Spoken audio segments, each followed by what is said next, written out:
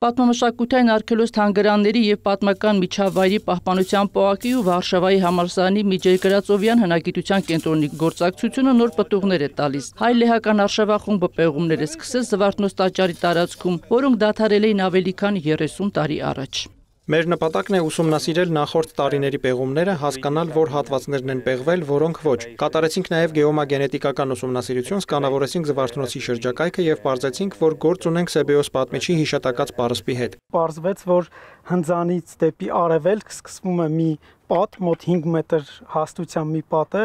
որը ամենայն հավանականությամբ վերաբերում է վաղ միջնադարին, որտեղ մենք ունենք նաև գրավոր սկզբնաղբյուրներ այն մասին, դա հաղորդում է Սեբեոս պատմիչը 7-րդ դարում, այն մասին, որ Զվարթնոցի շրջակայքում համալիրի կառուցումից հետո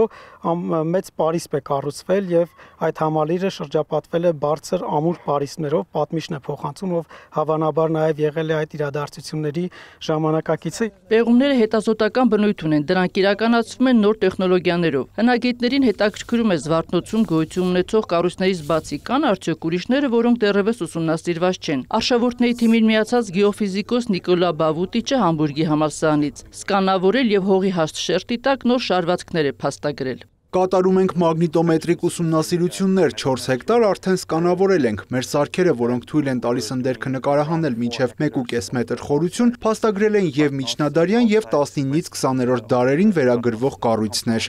Սկանավորման արդյունքում հնավայրից դուրս արևմտյան հատվածում հողի տակ նշմարել են նաև այլ կառույցներ, որոնք ամենայն հավանականությամբ կապ ունեն հին վաղարշապատի հետ։ Բայց դրանք հետագա ուսումնասիրությունների անհրաժեշտություն ունեն, ասում են հետազոտողները, որոնք նաև գտածոներ են պեղել, մաքրել, տեսակավորել են վերականգնելու նպատակով։ Այստեղ տեսնում ենք ջնարակապատ բեկորներ, սրանք վերաբերում են 9-10-րդ դարերին, ունենք մի փոքր ավելի ուշ 11-12-րդ դարերին վերաբերող գտածոներ։ Ընդհանուր առմամբ կարող եմ ասել, որ գտածոները 9-ից 14-րդ դարերին են վերաբերում։ Հնավայրից պեղել են նաև ավելի վաղ շրջանի նյութեր, հետագա ուսումնասիրությունները հնարավորություն կտան մանրամասն տեղեկություններ ստանալ դրանց ստույգ թվագրման մասին։